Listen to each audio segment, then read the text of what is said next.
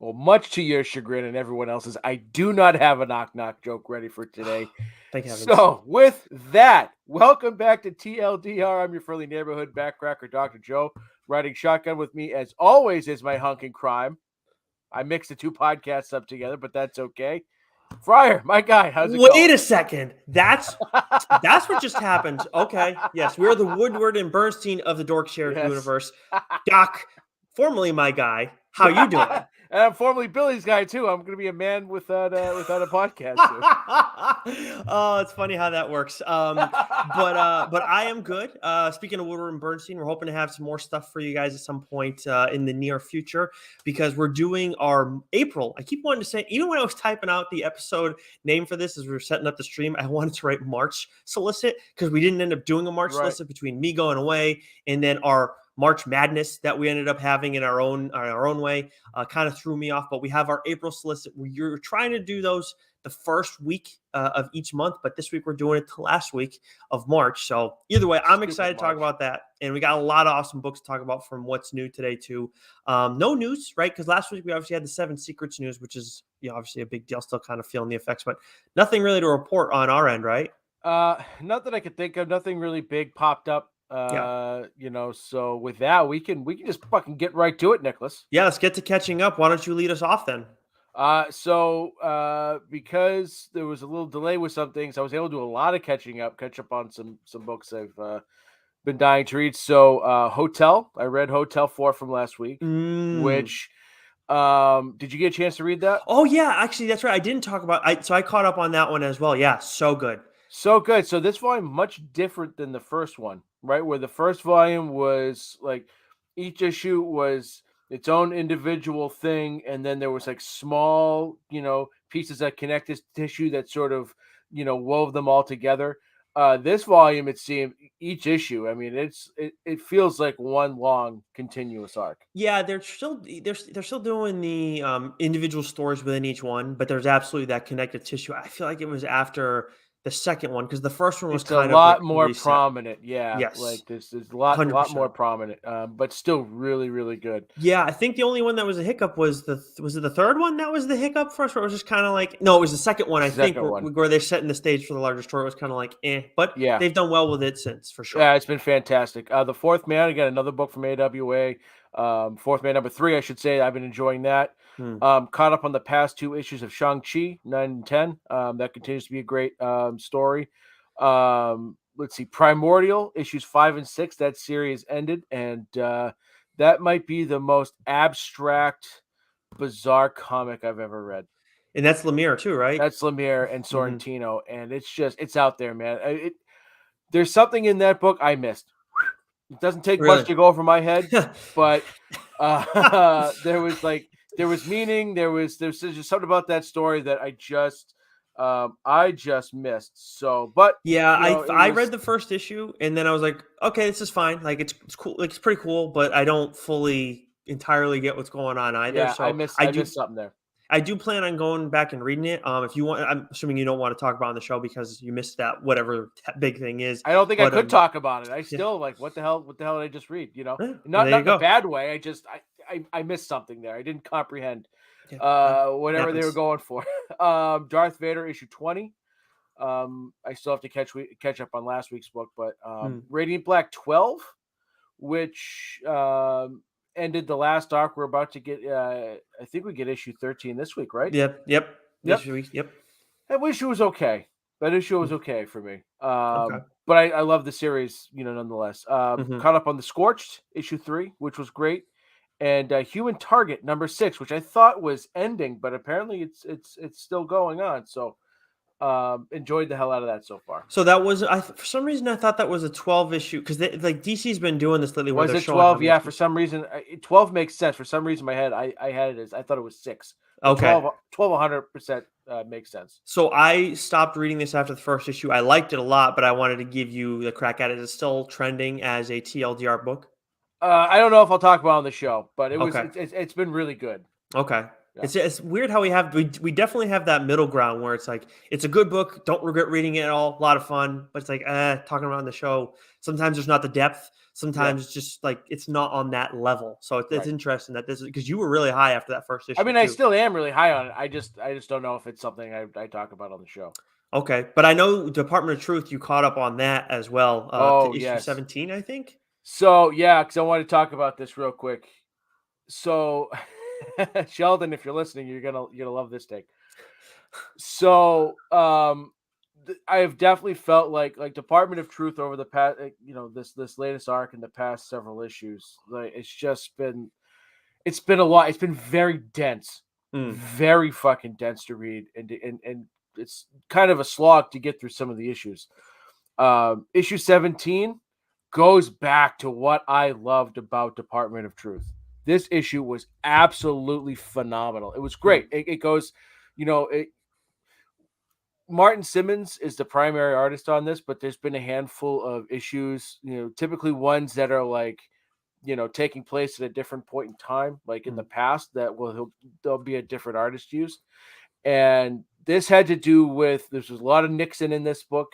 There was a lot of just dialogue between two people. It wasn't just a lot of explanation and exposition, and it wasn't convoluted at all. It was boom right there, and it was a great issue. I enjoyed it. Brought me right back into it. So I enjoyed the hell out of it. Yeah. Good. Well, because we do have who knows when we'll get to our next trade, but we're technically not far off from our next trade. And that may or may not have been on my short list of books to give a look, or maybe already gave a look. And, the way you've been talking about it recently has been really disappointing to see it kind of trending that way. But again, we've talked about it with Tynan in his Substack. He's got a lot going on, a lot of changes for him professionally. So I just wonder if that's impacted, how he's viewing things, how he's handling things, and it happens. People go through these ruts and whatever, but good to hear that he's coming out of it, at least with Department of Truth. And obviously there's another big book that he has back this week.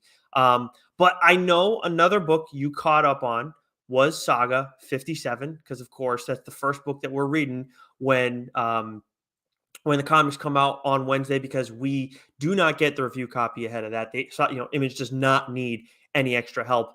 And for me, Saga 57 and Hotel were right there for Comic of the Week last week. And usually I have about 5-6 books that are up for consideration. Last week it was Philadelphia 20, Saga 57, and Hotel Volume 2, Issue 4. And Saga 57 stole it right from Philadelphia's hands. I think they would probably be the one in the end.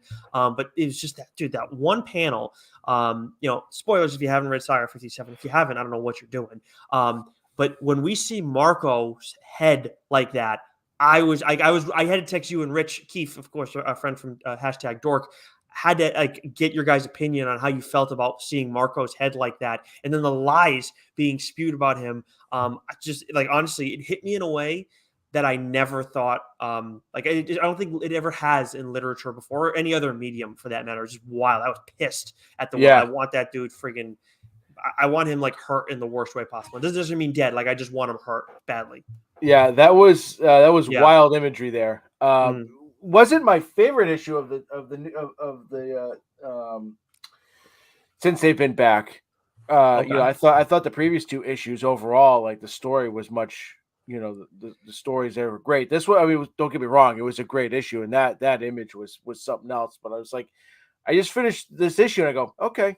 It was an issue of Saga. You know what I mean? That one didn't blow me away like the first couple ones. Although I love the fucking robot Dynasty, and I love fucking King Robot. His fucking head's like a fucking 90-inch fucking plasma. Yeah, it is pretty funny. Yeah, the stuff with the Endwife was crazy too. You get that off the rip. Well, yeah, that was What about Bombazine too?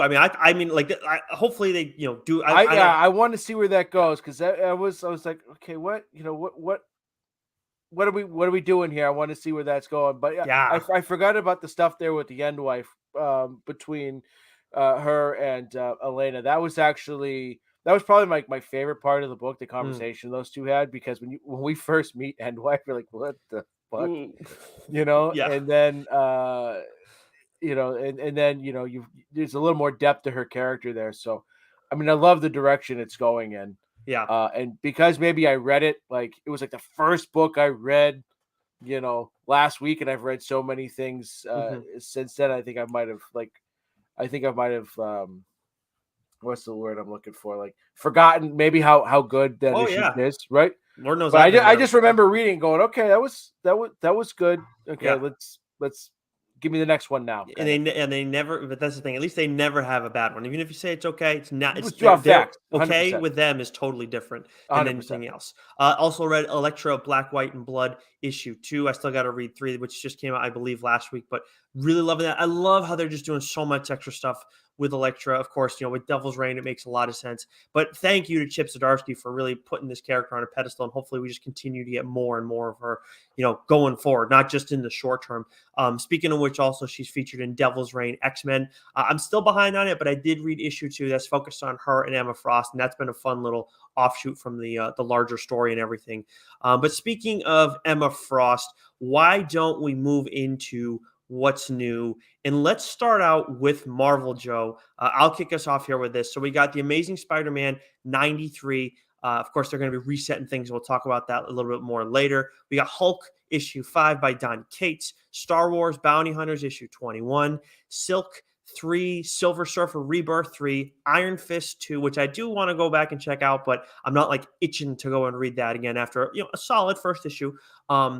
Hulk Grand Design Monster issue 1, Excellent 2, and then X-Men Unlimited Latitude issue 1, which I may give that one a look because it looks like we're dealing with Wolverine from X Lives X Deaths, like kind of story still, but we'll see about that. But we had 3 other books that we wanted to talk about a little bit more. I brought up Emma Frost, so I'll hold off on that one.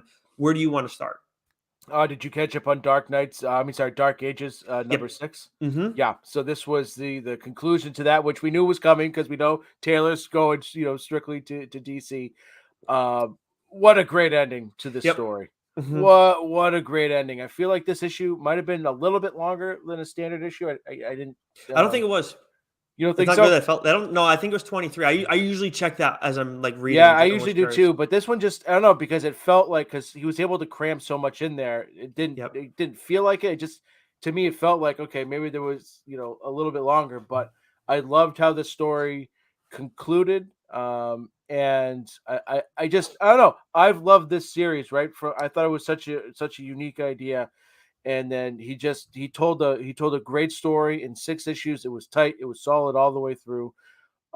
Absolutely love that. And then the other book, and I don't know if you had a chance to read this one yet either, but before you get to it, I do want to say that Marvel Dark Ages, where we got Dark Knights of Steel and everything, it might seem like, oh, this is the same thing, but he's doing it with Marvel. Not happening at the same time. I mean, not the same story. It's a different spin. And Ivan Coelho is the artist on this series. Love his style. Like when you like I think this guy, like, I don't know how long he's been around, but I feel like he's going to take off because the stuff he did in this series was so cool. So many awesome designs. Oh, that action sequence with Wolverine. Yep, that was a lot. That was a lot. Yeah. They did, like, this is a perfect little just self-contained event. Yeah. Just 6 issues, nothing else, no fat on it. Highly like, we're not going to talk about on TLDR because Joe and I weren't going to be able to call dibs on this no matter what from the jump. So this is a book for sure though. When the trade comes out, if you like all the Marvel characters, you do not need to be caught up on all the Marvel lore and stuff like that. No, this is a self-contained thing. Be familiar with the characters, and in which we all are. If you're listening to the show, you'll be good. Pick it up, enjoy it. It's going to be a fast read, a lot of action, really just awesome. But yeah, the Wolverine, that shit was pretty freaking nuts. But yeah, the sequencing there was something else. Now the other character you want to talk about, we did see a little bit of Ghost Rider in a way in Dark Ages, but Ghost Rider issue 2 from our guy Benjamin Percy's out this week. Yeah, and did you get a chance to read this one as well? Oh yeah. Oh yeah. This is like he said he wants to make it a horror book, and he's doing that. Yeah, he did so, and 100%. It's vicious, man. I sent the first issue to my nephew. I will not be sending him this one. I don't think. I think it's a little much, and but it's classic Percy. That narration, that inner dialogue, his storytelling, the depth he's giving to Johnny Blaze, and the art, the visual aspect of this book. I mean, it's Ghost Rider, so you expect it to be, a little bit more macabre. and we get that. But I still think my favorite character so far is the FBI agent. Oh, what is her name too? Yeah, It was they I mentioned just it read in it, here. but I just Yeah, she's awesome. I agree with you. She's really cool. and Yeah. then we get a little bit more about her and her backstory, which I think is awesome. So only 2 issues in. If you haven't been reading Ghost Rider, you can easily go grab Ghost Rider #1 somewhere. Grab Ghost Rider 2. Absolutely stellar. Just don't gift it to your 11-year-old nephew like Joe, because then you might give him, or niece, because you might give him or her nightmares. That's the only thing. Although we do know that your nephew is tougher than you. At least that has been We know confirmed. that for a fact. So The first yeah, issue wasn't too bad, yeah. but the second issue, yeah, I'm going to hold off on that one. It was pretty violent too. But yeah, the second one might give. The second one's more like, it's more violent or more gross. I would say some of the imagery. Yes. This one is more terrifying, I would say. Yes. And then the other like must-read book for me coming out from Marvel this week. Well, Hulk's right there too. We're not talking about that, but another solid issue there. But Immortal X-Men #1 from our guy Kieran Gillen, who we had on a little while back to talk about Die, which was great. Obviously love that series. Can't say it enough. But Immortal X-Men, this is narrated by Mr. Sinister, and he's very like cheeky in all this, and I love his voice written by Gillen. It was outstanding. A lot of gossip, a lot of politicking, and it's just like in suspicions and incorrect assessments and everything. So I really enjoyed this first issue, and it's just like it was this one I think was a double issue or a larger issue. And you felt it, but like I just really enjoyed every single bit of this, and I'm all in after the first issue, 100%. And you know what I love? I'm about halfway through, but what I love so far is that Gillen does a great job of sort of catching you up to speed with the events of X Live or 10 Lives, X Deaths, and sort of, the last several issues of where the X-Men story's been going, and then sort of just everything in general. He's been able to, sort of give you that background information without hitting you over. Like the data pages in this issue, at least the ones that I've encountered so far, I thought were actually really well done. Good. Versus like the dense, just like paragraphs. You get fuck it, but really well done in this case. The more and more I talk to people about the X-Men stuff, the more and more I find that you seem to be in the minority on the data page front. So people seem to like that. So it's an interesting little thing that I've learned in just conversing. But anyways, if I wanted to read prose, I'd read prose. Well, that's fair, right? That's fair. I read a comic book, so I don't have to do dense fucking reading. Okay, well, if I want to do that, I'll just I'll pick up the next book of The Witcher and just start reading. Okay, I did pick up. I finally am planning on. Well, we'll see. I have a lot of prose books that I need to catch up on. Finally finished the first volume of was it Jay Kristoff's Nevernight series? The first one's Nevernight. So finally read that. Loved that. But anyways, we're not here to talk about prose.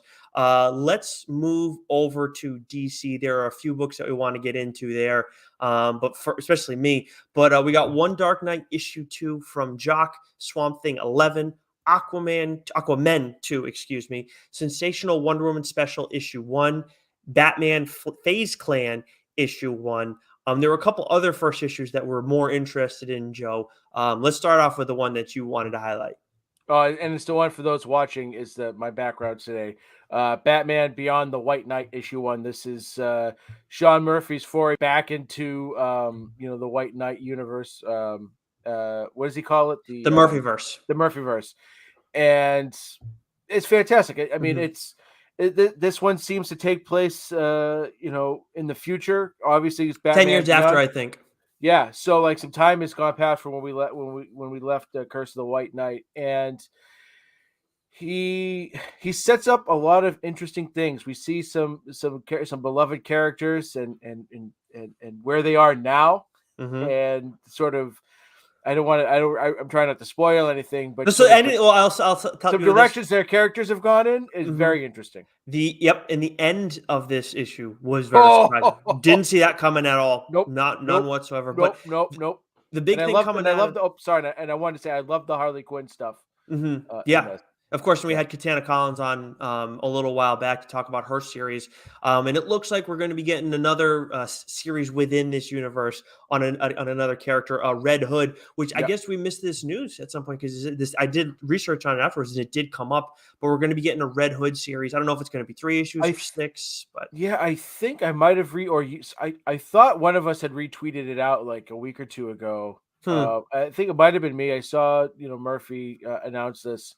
It eluded us to talk about it on the show, but I thought one of us had retweeted it out at some point. Maybe, but either way, seeing the design and everything, and now that we're going to get more of this character, with McFarlane action figures, of course, they're doing a ton of stuff with DC, and we do have the Batman White Knight figure. We have Azrael, we have Jack Napier, Joker. I think he did Batman's bike from this series too, but I can't help but wonder: are we going to see some Dick Grayson stuff? Are we going to see some Barbara Gordon as well? And then I would think we're going to see some Red Hood and maybe even the Batman Beyond. But I didn't buy the 3 Jokers Red Hood, even though I love it. I got so much Red Hood stuff. But if McFarlane makes a Red Hood like this, I'm going to have to buy it for sure. 100%. He makes Terry McGinnis. He makes Batman Beyond. I'm getting that one. That's no doubt. Yeah. The suit in this Grayson one's cool too. Yeah, but his suit and his look in this is absolutely fucking phenomenal. Yeah, man, I love Murphy stuff. Like, he's one of my absolute favorites, no question about it. And then from 2 other ones that I want to talk about a little bit more, DC versus Vampires issue 6. I actually saw a Reddit discussion on this where people were kind of confused or had mixed opinions about the twist that happens in this issue. And like that, there's a twist, and then we get an explanation about how it happens because I'll tell you what, didn't see it coming at all. This is a book I'm planning on talking about when it maybe I could talk about it after 6 issues now at this point on the show.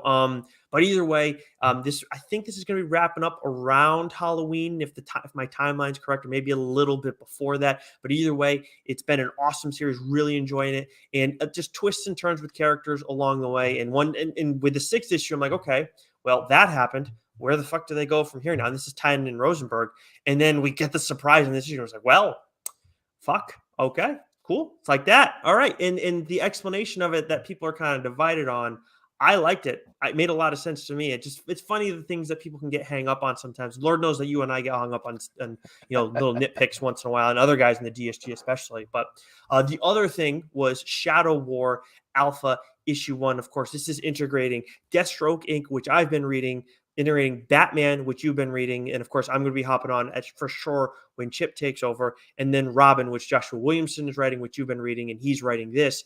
And I'll tell you what, man, you're going to want to read this. Like, the first issue was crackers. The stuff that we get going on, it's a lot of it is surrounded around Damian and his family. Not so much Damian, but this is what at the end of the last Robin issue it said story continued in Shadow War Alpha.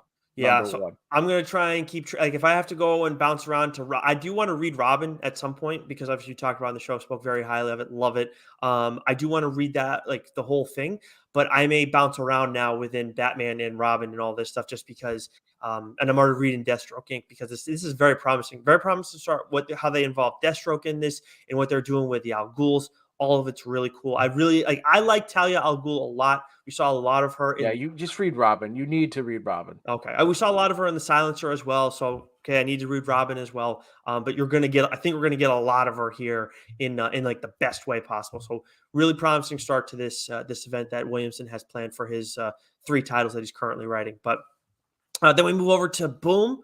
Want to take us through that? We have Something is Killing the Children, number 21. It finally returns. I still haven't fucking finished House of Slaughter, but I'll have to do that before I read this. Is it done after 6 issues? House of Slaughter? So, yeah. Okay. Yeah, I think so. I haven't. I mean, I didn't see it at all this week or coming up in any of these solicits. So I think I didn't either. Yeah, good point. That's the end of it. Buffy, the 25th anniversary special, number 1. And The Killer Affairs of the State, number 2. Did you read number 1 of that? I did not. It's not my rule to do that. So no, so I think what happened here with this is that there was a week we didn't get Boom stuff. And they didn't have a New Break Comics, and then so it just kind of slipped my radar. So I'm gonna have to go back and check that out. Okay, for show. And I saw that title. I was like, oh, this seems like a pretty cool one. But I Just I'm not like I like Boom stuff, but it definitely isn't No, as much you know what what it I've is. noticed with Boom the past few weeks, the past month or so, like they've not really been putting much out. It's been This has been that way one for to a while, two. Joe. It's been like 1 to 2 titles I feel like a it's been week, this way maybe. for months now. Months seems strong, but at least the past month or two, like more than that, seems a bit strong. But it feels like the last month and then what's going forward here. There's not a lot of titles. I felt like I don't know. For me, it felt like a time like Boom was only putting out a few less than maybe Image and DC a week. I know Marvel can kind of fluctuate, but they usually putting out. It seems like Marvel and I'm getting myself tongue tied here. I feel like Boom used to put out a slight bit less than DC, and DC was just behind Image and Marvel in terms of how much they were putting out. Might be a little off there, but now for me, it seemed like it's been like 3, maybe 4 a week from Boom, whereas before it felt like it was more like 6, 7.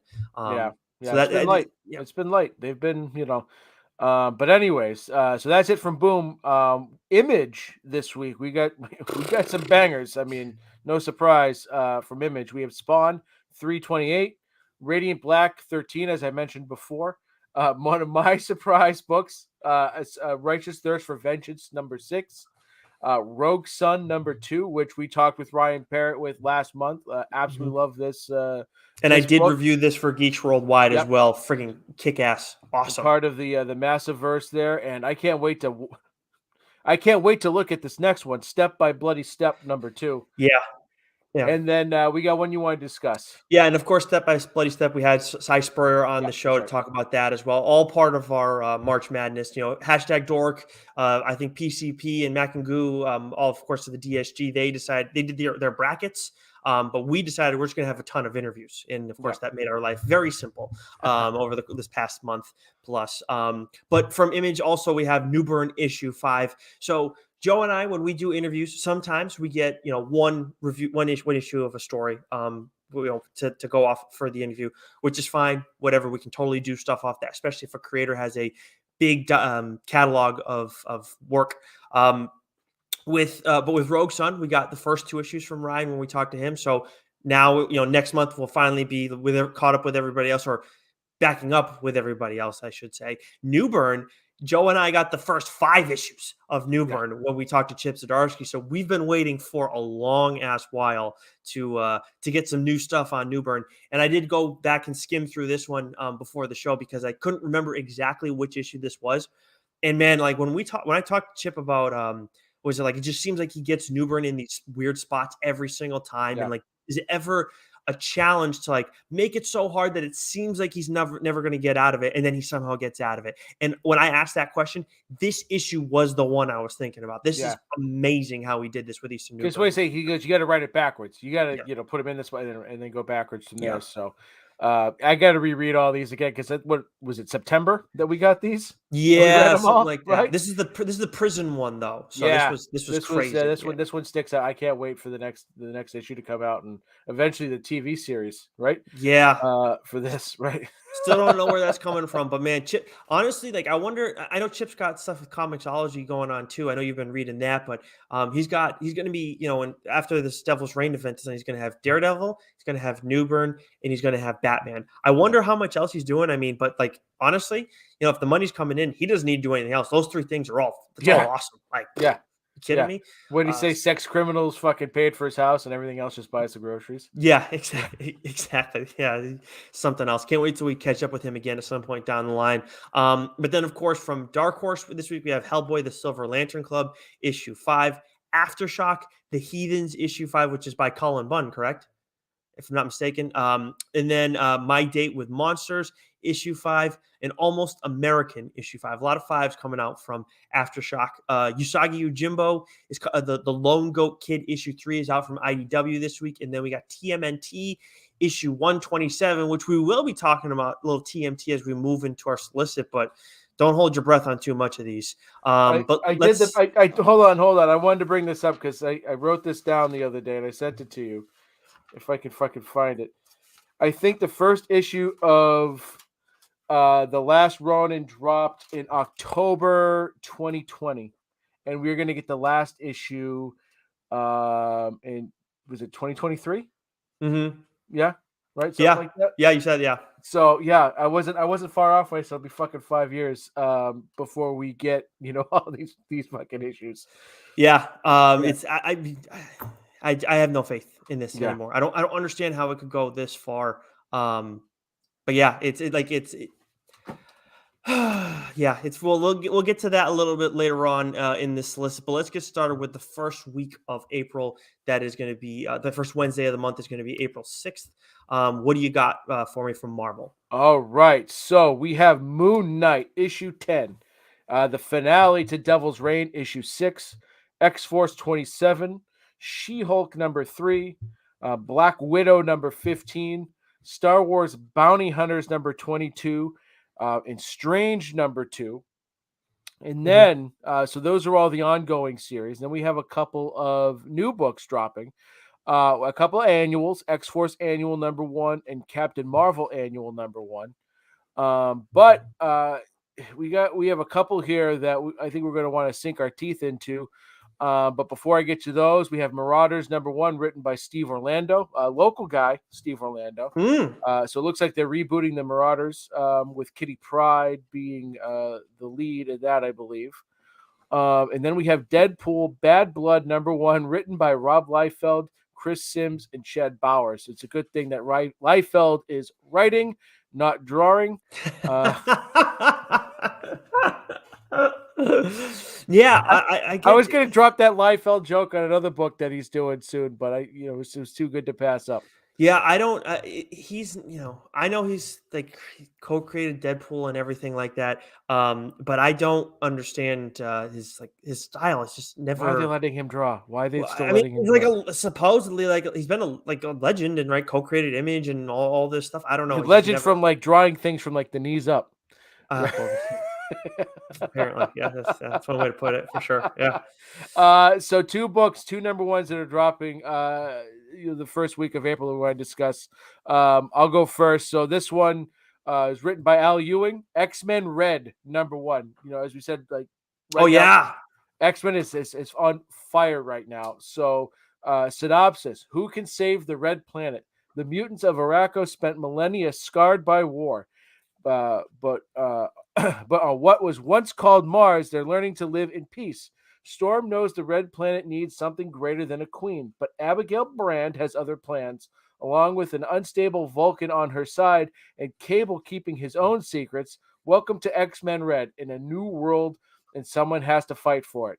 And I love where I didn't finish this, but X-Men Unlimited, right? Is playing into this a little bit, tying into this a little bit, right? Because the stuff that we saw there with Magneto. So can't wait for this one.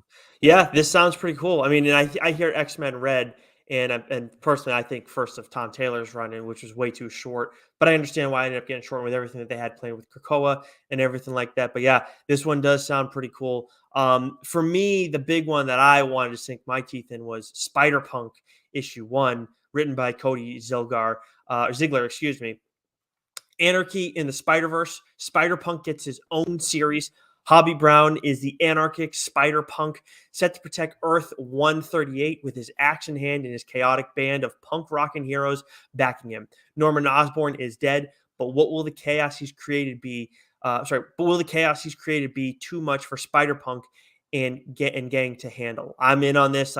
After Punk Rock Jesus, I want more stuff with in terms of visuals. I always thought it was kind of cool anyways, but man, yeah, this one sounds pretty cool. I've always thought Spider-Punk's design was pretty sweet. Yeah, I'll let you take the reins on this one first. Let me know how it goes, and then you can either call dibs or I'll start reading it with you.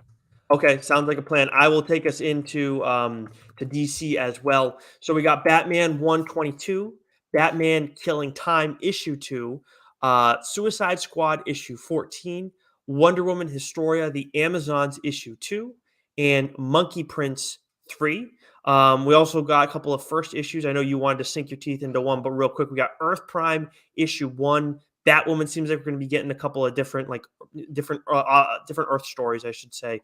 That's written by Cameron Johnson and Natalie Abrams and Kelly Larson. But I know you're interested in Batman Beyond Neo Year issue 1, and that is written by Jackson Landing and Colin Kelly, if I'm not mistaken. Yeah, this apparently I'm blurry as hell, so I gotta. Yes, For those watching, I gotta fix that. But anyways, for those listening, Batman Beyond Neo Year #1, written by Jackson Lansing and Colin Kelly. You just said Neo Gotham is alive and has killed Bruce Wayne. It's rejected Terry McGinnis as Batman and offered him the chance to escape. Terry turned it down. He is the city's protector, and he will uphold the legacy of Batman. Now, Neo Gotham will do everything in its power to destroy Terry, including creating a brand new villain to fight him. Terry's first year without Bruce Wayne begins. Does he have a fighting chance? Yes. Give me all the Terry McGinnis. Give me all the Batman Beyond. Give me this neo-noir, style, Batman story. All in. Yeah, this sounds pretty cool. I kind of want to let you have dibs on this, but I don't think I'm going to be able to, Joe. But we'll see. It definitely sounds like a cool one. And getting any more Batman Beyond stuff. I mean, the recent Batman Beyond stuff we got, I think, was written by Jurgens, and definitely good for like younger readers, your nephew, somebody maybe a little bit older, but not too much older, because it definitely felt like it was a little more for kids, but. You got to have some stuff that's like that a little bit. This definitely sounds like something anybody can enjoy quite a bit. No first issues from Image for the week of the 6th, but we do have The Scorched issue 4, Little Monsters issue 2, Radiant Red issue 2. Of course, we talked to Cherish Chen a little while back on the show about that series. New Masters issue 3, and then Loaded Bible, Blood of My Blood issue 2. Wasn't a huge fan of this. I still might read the second issue just because it was kind of so bizarre that I might. If it's done, if it's all done kind of meant to be like kind of funny, then maybe I could be coerced into reading it. But anyways, what about from Boom? From Boom, we have Magic the Gathering 13, Buckhead #5, Jim Henson's The Storyteller Shapeshifters #2, and then we have one #1. This is Alice Ever After #1, written by Dan Panesian. And this one sounds interesting as hell. I'm definitely going to read this one. Alice first visited Wonderland as a child. Now, an adult, it's her only escape from a cold, strange reality she finds herself living in. But in order to return to her fantasy world, she'll need something stronger than mushrooms to change her size, and is forced to resort to crime to feed her growing addiction. Will Alice choose to escape from her uncaring family and childhood trauma in Wonderland, or find the courage to face her demons in the real world? This has wicked potential to it. So yeah, this does. This. Yeah, this one was totally off my radar until we were getting ready for the show. But I think I might give you first dibs if you want it. But this does sound mighty really kind cool. of you. Yeah. Okay. Then you know what? Maybe I'll retract that statement.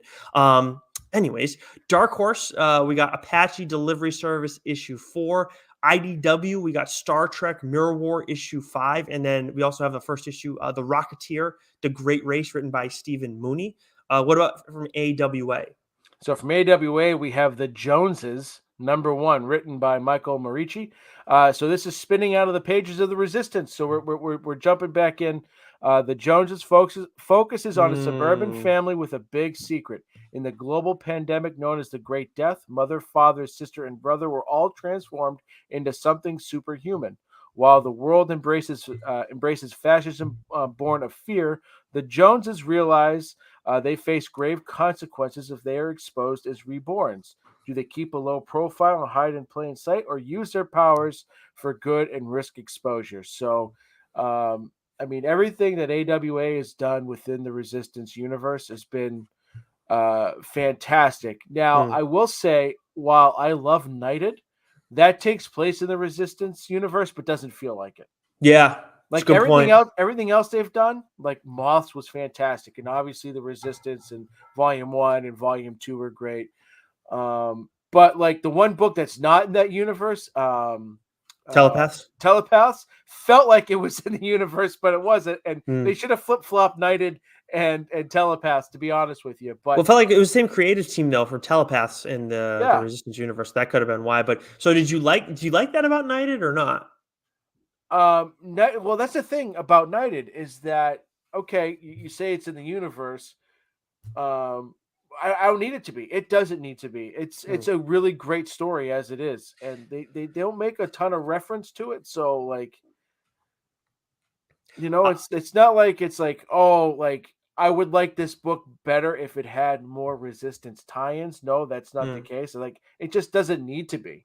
Well, I mean, to me, so for me, that's why I like it so much. I think because like it's still there, but you're not getting hit over the head with it. Like this can happen within the course of this universe, and like they're trying to. We know when we had Axel on, last year, he talked about trying to build this universe. This is kind of their foundation and everything. As much as they're telling a bunch of different stories over at AWA, so I kind of like that. I mean, I would think that we're going to see more. Obviously, we're seeing more of that with the Joneses now. But the key is, are we going to see it where it's set strictly? Like, is it going to feel like it's part of that universe, or is it going to? Are they going to hit you with over the head with it, or is it going to be more subtle, like Knighted? I prefer just subtle in general. I don't need it to be like centered around everything from the I Great agree. Death. I agree. But you would think there would be a little bit more reference to it. I mean, I think it's what 4 issues out now.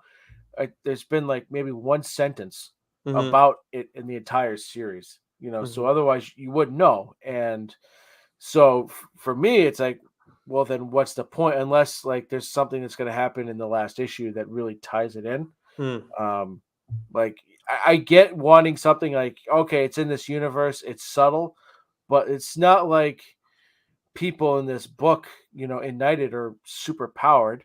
mm-hmm, Like you've got the main character whose whole thing is it's all gadgetry and gimmickry. There's no real, superpowers in general going on. So like, what's the point? You know what I mean? mm-hmm. Okay, well, It's not like there's people in the story that you're flying around, you got superpowers and are doing X, Y, and Z, and you're keeping it subtle while still having it be, there's like, I don't know. I love Knighted. It's a great series. It's absolutely tremendous, but like it doesn't need to be in the no, I mean, because it doesn't feel like it. You know what I but mean? the villains that you got in there too, and like their motivations and everything, it does kind of. I mean, to me, it does kind of make sense. I mean, you don't maybe if you just you change up the villains, but I don't know. I But the feel villains feel like their own self-contained thing as well. You know what I mean? Like this that's just good though. I feels mean, but well, right, but that's my point. Like hmm, you could remove the one sentence that says like part of the Resistance universe, and it doesn't change anything, right? It doesn't hmm, add to the Resistance universe world that they've created, and then they've got going on. They're continuing on here with the Joneses, and if you remove it, it doesn't take away from the story that is, right? mm-hmm. So, like, if you're gonna say it's in the Resistance universe, I want a little bit more tie-in than like a sentence, Hmm. because that's really the only Well, thing. but that's these like as much as those characters are in a way self-contained, their motivations are like the villains. I mean, are all the result of like the stuff that's going on with these powered individuals. So that's where it's like, yeah, it's like it is. Yeah, It's that's where to me it's like you're not. It's not hitting you over the head with it, but very much like if you just kind of like look at it from a wider a lens or something like that, then you see, oh yeah, okay, this is how they're connected. This is how they're an offshoot of it. yeah. But I just feel like I don't know. If it just feels too removed from it to say, you know what I mean? That's just me. okay, well, Doesn't take away, doesn't add, doesn't take away. I still love it. It's still an A+ book. hmm. But like, like I said, Telepaths had more of a feel of being within this universe. That's the weirdest one, and to me, that Yeah. was a little bit of it was like a good series, but a little bit of a detractor because it just felt so and with the art style and everything too. But Yeah. anyways, so that's but the Joneses issue 1 comes Yeah, I'm out the looking forward first to week this. of April, and then just to roll through the other ones we got real quick from Dynamite, we got Dynamite Never Dies issue 2, and then Project Superpowers. Fractured States issue 1, written by Ron Mars and Al Lanning. From Skybound, of course, part of, they published through Image, but technically not part of Image. The Walking Dead Deluxe issue 36 is just Walking Dead being printed in color. Vault, we have West of Sundown issue 1, written by Tim Seeley and Aaron Campbell. And then Aftershock, we have The Ocean Will Take Us issue 1 by Rich Douek. We move though now to the second week of April, which is the week of the 13th. Joe, start us off with Marvel. So we have X-Men number 10, Venom number 7, Miles Morales Spider-Man 37, Darth Vader 22, Star Wars 22, Externals 11, Black Panther 5, What If Miles Morales number 2, Captain Carter number 2, and Elektra number 100. So that's a big issue for Elektra there. Yeah, that's a And big we have just a number one from Marvel, a rare light number 1 week for Marvel. Well, and I'll tell you what, the 420, the week of 420, it's going to be obviously 420 is a big day for some people in this country, but I'll tell you what, for comic book readers, it's going to be a big day as well because you're going to get a lot of stuff there. But don't want to get ahead of ourselves. The week of the 13th, we're getting X-Men 92, which I did talk about. Those that was a 2 arc series from a while back, but we're getting more of this. We've known about this for a little bit. X-Men 92 : House of XCII. So I don't know what the Roman numerals. I should have looked that up before. But anyways, issue 1 written by Steve Fox.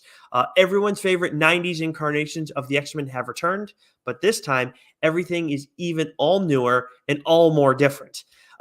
Mutant kind is taking a huge leap forward by founding their own nation on the island of Krakoa, guided by Professor X, Magneto, and a mysterious long-lived woman who knows more than she should. That's right. The 90s X-Men are tackling the Krakoan age 30 years earlier, and it's not going the way you expect. Very interested in this. Oh, 100%. Absolutely going to be picking this one up for sure. But yeah, like you said, that's all we got for first issues from Marvel that week. From DC, we got a little bit more, but before we get to the first issues, we have Wonder Woman 786, Batcat 11, Superman Son of Kal-El issue 10, Batman 89 issue 5. I feel like we haven't gotten one of those in a long time. Right? I fell off on that, and I'm all set. Batgirls 5, Batman Urban Legends 14, I Am Batman 8, Green Lantern 12, Future State Gotham issue 12, Suicide Squad Blaze issue 2. I feel like it's been a while since we got the first issue of that. And Naomi season 2, issue 2. As for first issues, we got Flashpoint Beyond. Technically, it's not a first issue. Issue 0, written by Jeff Johns. And there's one other, Joe, that I'll let you take the reins on. Yeah, it's interesting to see. Substack was supposed to take over the world, but we're seeing the writers that have flocked to Substack really starting to come back to the big publishers. We have Sandman Universe, Nightmare Country #1, written by James Tynion IV, baby. Yeah, weird.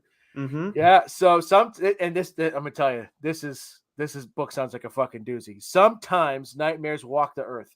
Every night when you sleep, the Lord of Dreams chooses the path you'll follow into a Sylvian asylum or down the hallways of your darkest fear. And sometimes, if it is dreams, those nightmares escape those halls and go into the world. But it's not a choice he makes lightly. Today, the Corinthian walks the earth again, the most feared of all dreams, nightmares. His ravenous. This synopsis is fucking brutal, brutally long, I should say. Letting the Corinthian out among the mortals is the most dangerous thing Dream could possibly do, but he has no choice because there is another nightmare walking the earth, one that must be hunted, and this monster is one that Dream, Lord of all nightmares, did not make. So, Sandman, it's going to be fantastic. This is interesting because obviously, I mean, Gaiman wrote this years ago, created this, and I mean, he, to the idea of someone else writing it, it's just like anytime you're dealing with someone that was created by somebody else, and it's not years removed of a bunch of different people, because obviously, like Scott Snyder, he didn't create Batman, but obviously he's years after everybody else handling it, kicked ass. I don't know if anybody else has written Sandman besides Gaiman. So Tynion's obviously very talented and everything. He's the one to do it. Very excited for the show, of course, too, when that's coming. I think that's going to be a Netflix show, if I'm not mistaken. I believe so, yeah. But yeah, the Sandman universe, of course, started with Vertigo, which is a DC imprint years back. We have Image. We got a few things out from this week, Joe. Take it away. We have Nocterra #9, King Spawn #9. What's the Furthest Place from Here #6, Rain #4, Farmhand #16. Nicholas, it has been a few years since the last issue of Farmhand came out, and so this is Farmhand. Rob Gilroy and okay, yep. And but anyway, Aragon Agriculture Gone Apocalyptic series returns. Yeah, so this is a book that I haven't read. I want to read and talk about on the show, so I'm glad that this is coming back because this is a book that I've had bookmarked for a while. Nita Hawes Nightmare Blog #6. And then we have a free comic book day preview of the Bone Orchid Mythos. This is Lemire and Sorrentino's, Andrea Sorrentino's new sort of creative venture. This looks awesome. Yeah, Yeah. Image's got some horror shit coming out. I mean, I know you like little monsters, and there's some other stuff coming down the line too, and this does look really cool. But this Bone Orchid Mythos project that they have, it's going to be a whole series of things. I think starting with a graphic novel right out the chute, and then they've got I think 4 to 6 different titles spawning off of that that'll be starting this summer. So very much looking forward to that. And then we have a couple of number ones. Yes, sir. Why don't you lead us off, Nicholas? So we got Image issue 1, and this is just go right in the synopsis. Celebrate the 30th anniversary of the first Image comic with a year-long parade of all new stories from some of the biggest and best names in comics. Contributing writers include Kyle Higgins, Mirka Andolfo, Scotty Young, and artists such as Andrea Muti, Daniel Dinaculo, etc. So I think this is going to be like a tease of comics that are coming out down the line.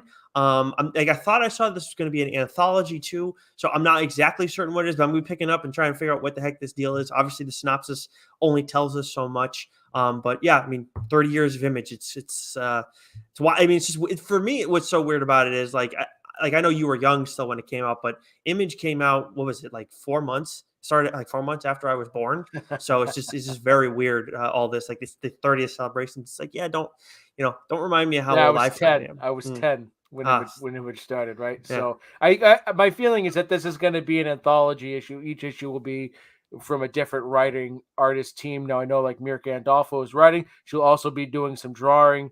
I think Scotty Young as well. So this should be fun one to keep an eye out for. And then this book, Nicholas, may or may not have had a sneak preview of. Yes. And so this is A Town Called Terror, created by Steve Niles and Szymon Kudranski, who I'm pretty sure follows us on Instagram, but I can't tell because it's a pain in the egg. You can't likes all our stuff. But so so brag.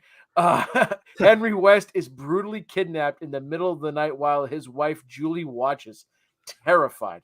Henry awakens the reality of his whereabouts, but Julie, with no evidence of the phantom crime, is unable to get help to search for him. Yes, Nicholas. So for those sounding yes. So I believe so Steve Niles wrote Lonesome Days, Savage Nights, but he's more obviously well known for 30 Days of Darkness. Of course, it came out a long while, years ago. I forget, it got turned into a movie and everything.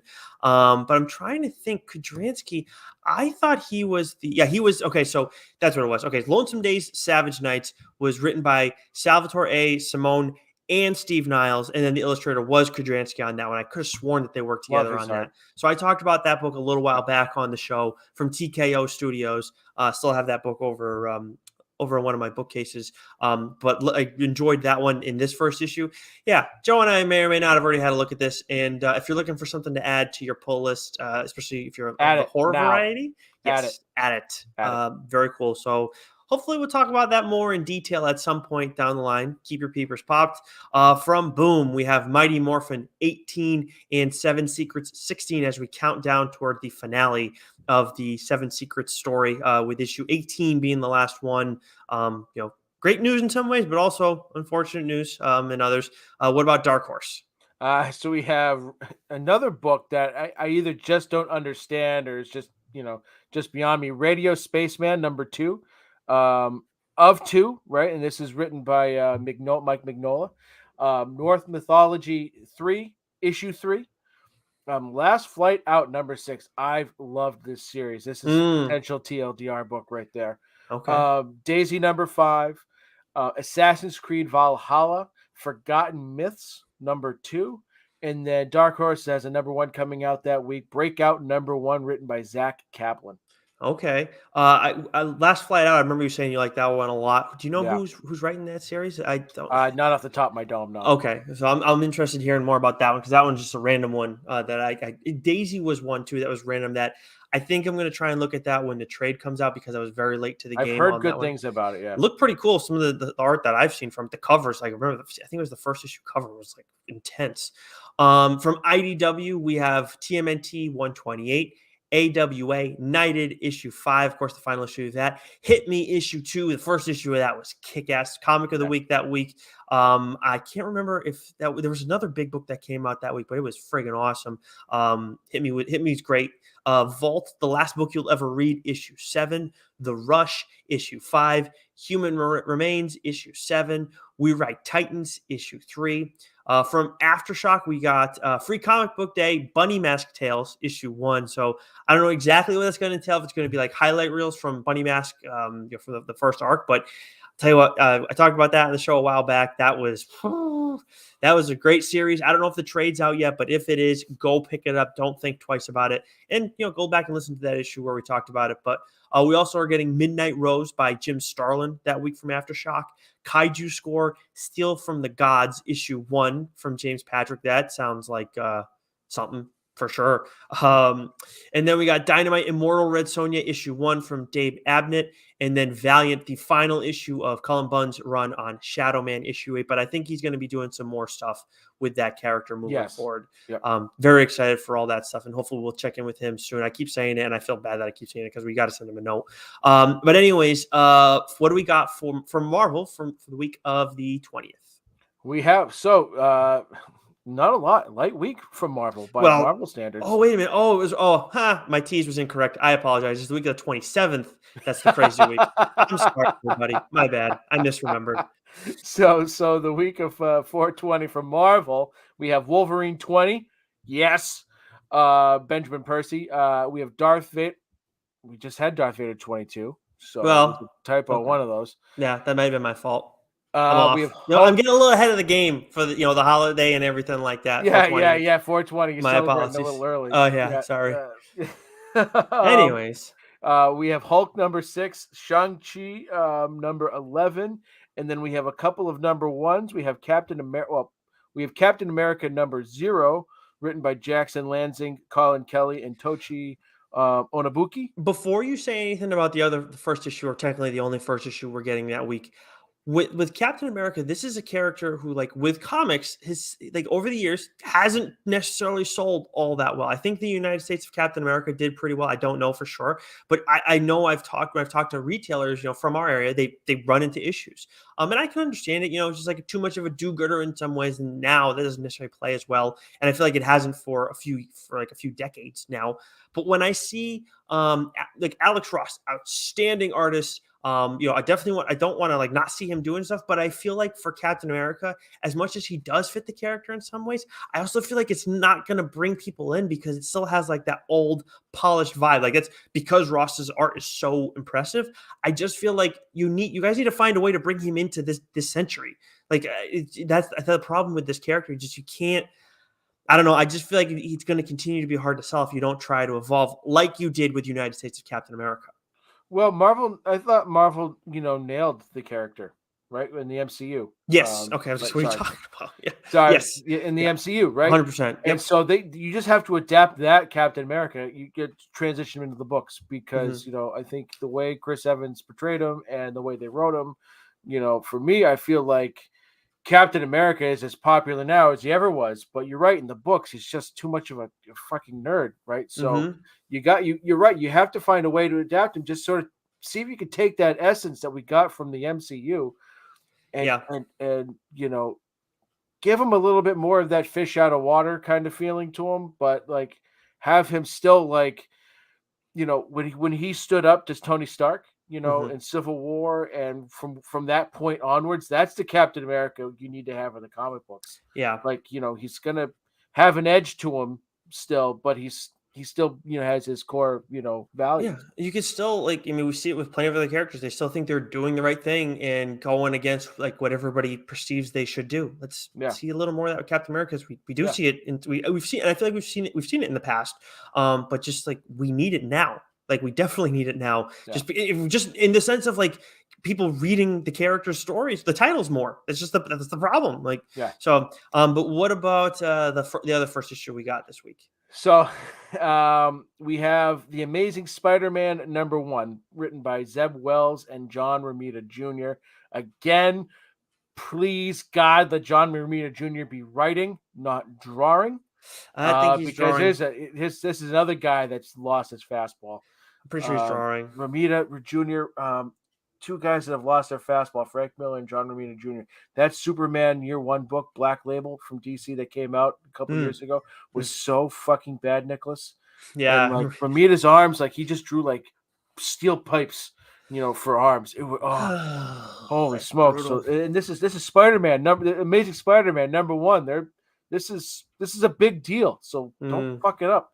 What did Spider-Man do? Peter's on the outs with the Fantastic Four. He's on the outs with the Avengers. He's on the outs with Aunt May. No one wants to see Spider-Man except for Dr. Octopus. Ox on Spider-Man's tail, and the Master Planner has something truly terrible planned for when he gets his tentacles on Spidey. All that, and what does Tombstone have planned? So just in time for Spider-Man's 60th anniversary, the new volume of The Amazing Spider-Man begins. I'm trying to be as optimistic about this as possible because I want this to be good. So I'm definitely going to give it a shot. We'll see how it goes. We'll see. I don't know. I'm hoping. If you don't like that, Joe, there's going to be some books from DC you're more than likely to like for the week of the 20th. We got Nightwing 91 from Tom Taylor, Nice House on the Lake from James Tynion IV, and Batman the Night #4 from Chip Zdarsky, along with Earth Prime #2. This is one of those books that fell through the cracks on us because must have been part of the March solicit, and we just didn't talk about it maybe that first week. But Earth Prime #2, Superman and Lois, looks like it's set in the show's universe, at least based on the main cover art that I saw. But I don't think there's one that's either is pulling us in necessarily. But what about Image? Image, we have Gunslinger Spawn #7, Homesick Pilots #14, which I think is the end. I think might be the last issue, or it's approaching the end. Sweet Paprika #9, Philadelphia 21, Slumber #2. Awesome. Yep. Slumber, first issue of Slumber was awesome. I feel like we kind of downplayed it. I really liked it. I haven't read it, so if you love it, okay. It's. Let me see what the second issue looks like, but I really liked it a lot. Yeah. Okay. Bolero #4, which I've been enjoying. Again, this is another out there book, but at least I understand what's going on with this one. Yeah. And then, of course, fucking course. Right. I didn't think Image would do this, but hey, what the hell? The Secret History of the War on Weed #1, written by Brian Posehn, Jerry Duggan, and Scott Koblish. I'm sure this is probably going to be better than I think it is, but the name does not sell me. It doesn't. Yeah, it doesn't. But hey, if you're going to do it, you got to have it come out this week, right? Yeah. Well, yeah, 100%. So, what do we got from Boom, Nicholas? The Vampire Slayer #1, and this is written by Sarah Gailey, who they also wrote. What was it? Eat the Rich, which I believe you like that, correct? That's on my list to talk about for this. For the show. Yeah. Okay. So Lauren actually read a book by Sarah Gailey, also Echo Wife, and she loved that. So I'm like, now they're taking over the Vampire Slayer, Buffy story and everything. I might give this a look. I'm interested, but now it's like Eat the Rich. I want to hear more about that. Lauren said it was from reading Sarah Gailey's newsletter that it sounded pretty intense. So, Eat the Rich? Yeah. Wildly intense. Holy shit. Yeah. Okay. Very excited to hear about that one from you then. And then we got Magic, the Hidden Planeswalker #1 by I think Marguerite Scott is how you say the name. But then we look over at Dark Horse. We have Demons #2, and then we have Hellboy and the BPRD 1957. A lot of stuff I think is set in 57 now. It seems like Falling Sky #1 by Mignola and Roberson. They're doing a lot of stuff together on Hellboy, especially of course Mignola created the character and everything. And then we have the Collector Unit 731 #1. I'm interested in figuring out what the hell this is. TMNT. So we get a couple first issues. We got Teenage Mutant Ninja Turtles, the Armageddon Game pre-game one-shot by Tom Watts. And then we have Star Trek Ferengi #1 by Christina Rice. Ferengi. Excuse me. I don't know Star Trek shit. But then we're supposed to get Teenage Mutant Ninja Turtles: The Last Ronin issue 5. Yay or nay, Joe? Are we getting it in the month of April? Zero chance. No way. Zero fucking chance. I'm trying to find the notes, but like I wrote it down because I asked you this question. I mean, it's literally going to be close to 3 years. Yeah. From when, like, the first. You said 2023. You said 2023, and I feel like you said it after the second issue. And I know like there were delays, but that was a wild guess at the time. I was like 2023. What are you talking about, dude? That's I was being facetious as fuck. But hey, I was fucking spot on. I don't. You learned how to dance like that sarcastically? What? That's weird. All right. Okay. Oh, I fucking love that movie.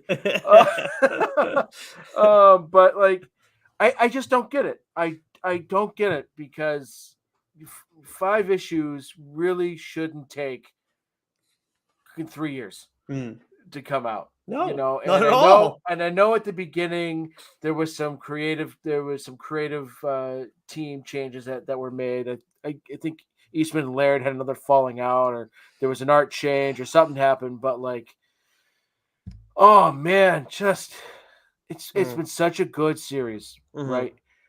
Like, I feel like it's been a year since the last issue came out, honestly.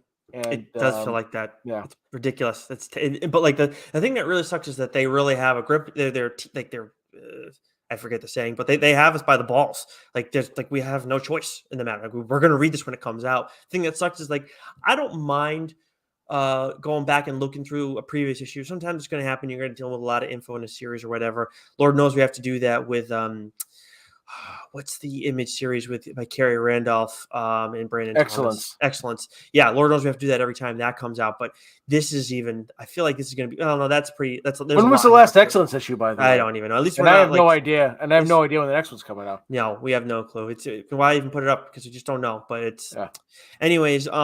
So yeah, I'm with you. No, we're not getting. I don't think we're going to get in April. So it's listed there, but Lord knows we've had stuff like listed on certain weeks and that not end up being the case. We got Hell Sonja issue 4 from Dynamite, and then John Carter of Mars issue 1 from AWA. We have Primos issue 3, which Joe has been reading, and then the Crimson Cage final issue, that issue 5, which it's trending to be a TLDR book, correct? Oh, 100%. Yep. And then Ablaze. Okay, so Ablaze is not a company we talk about a lot in here, but I'm hoping we're going to be doing that more and more because I've enjoyed Life Zero so far. Now, I don't know if that'll be a TLDR book, but it's been like a fun, fun first 2 issues, kind of action packed. Chichetto is the artist on that, and he does cool stuff, obviously, on Daredevil. But then Animal Castle. I believe this is the final issue 5. I'm not certain, but 100%. If there are multiple arcs on this, I will talk about it after the first arc. I believe this is the final issue, and this has been an awesome series. And I will talk about that more when once that's done. But let's now not further delay. Big week the biggest week for Marvel in the month of April is supposed to be the 27th. Take it away, Joe.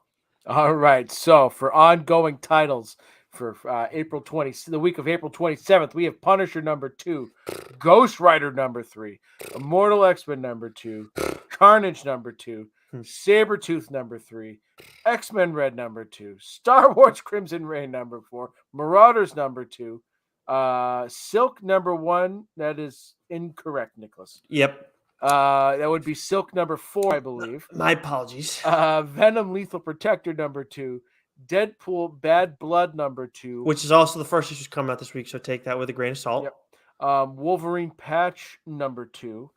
And we have a slew of #1s. Nicholas, you called dibs on all of these, so take it away. Yep. So one that we have that I didn't want to talk too much about, but still might pick up, Giant Size X-Men Thunderbird issue 1 by Steve Orlando and Naira Rose. But the big ones are Hulk versus Thor, Banner of War, Alpha issue 1 by Donny Cates. This is going to be friggin' awesome. Martin Coccolo is the artist on this series. So this is going to be crossing over between Thor and Hulk. Obviously, we've been loving Hulk. Not been reading Thor, but I'm all in on this event 100%. And it's pretty self-contained. It's going to cross over in these 2 titles. Fine with that. Probably going to come out in a trade version together. Cool, works for me. But I'll be on it from day one. We have Legion of X issue 1, which we did talk about with Cy Spurrier a little bit when we had him on the show. He is writing this. Peace, love, and justice to Krakoa. Krakoa has its laws, but does it have justice? To remain a mutant sanctuary, Krakoa must safeguard itself against those who would damage its peace or traumatize its people. The lost must be found, and the wicked must face redemption or retribution. We're dealing with Nightcrawler, Legion, and I believe we saw Juggernaut, Pixies in this as well. So an interesting team. Of course, we've been seeing a lot of stuff with Legion and Nightcrawler in Way of X that Spurrier wrote that I really enjoyed a while back. So very much in on this series. But I might be a little bit more excited for Knights of X. This is by Teenie Howard. The quest begins here, where mutants are hated and feared once again. The gates to Otherworld are closed, and Captain Britain is trapped on the wrong side. Usurpers Merlin and his right-hand man, King Arthur, are now in control of Lunatic Citadel. Fury's the side of Sentinels razes village to the ground in their hunt for the Witchbread. So we're getting King Arthur and we're getting X-Men, and it's Betsy Braddock, and I think I saw Gambit on the cover, so that's why I'm like a little bit more excited. I'm in on this 100%. Yeah, and I gotta go. Like, I started reading Excalibur, but I've talked about this before. That was a book that kind of led to me changing LCS because I wasn't getting my copies there. Excuse me.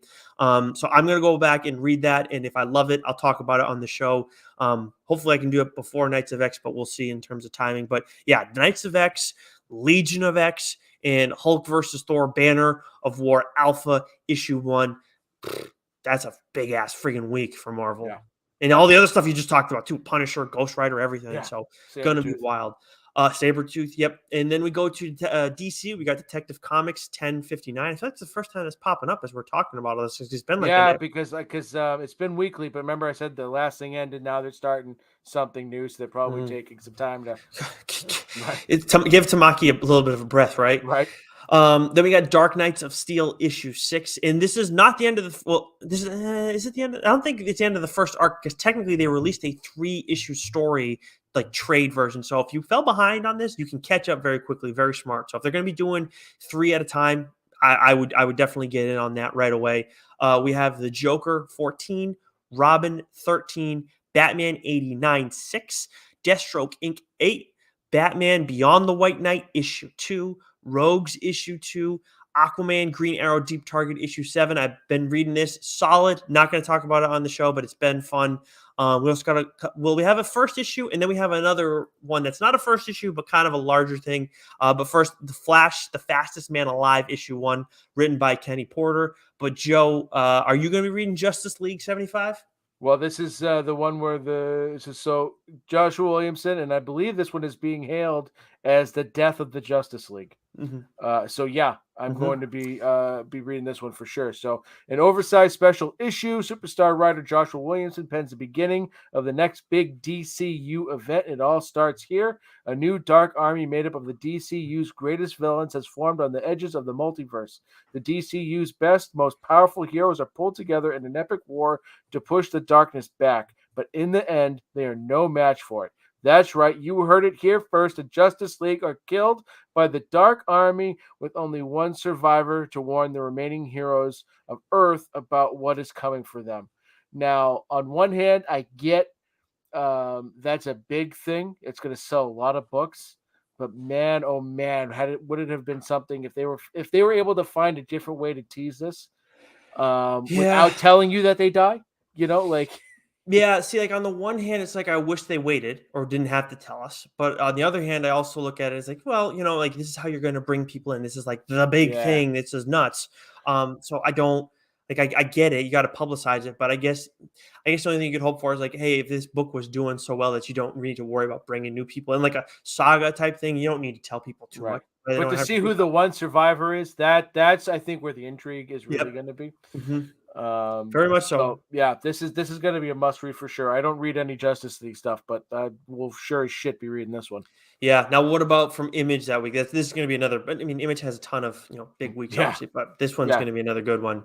Yeah, we've got week of 427 from Image, ongoing titles: Saga 58, Spawn 329, Crossover 13, Radiant Black 14, The Scorch number 5, Newburn number 6, A Righteous Thirst for Vengeance number 7, Rogue Sun number 3, Step by Bloody Step number 3, Redneck 33, and some doozies for number 1s.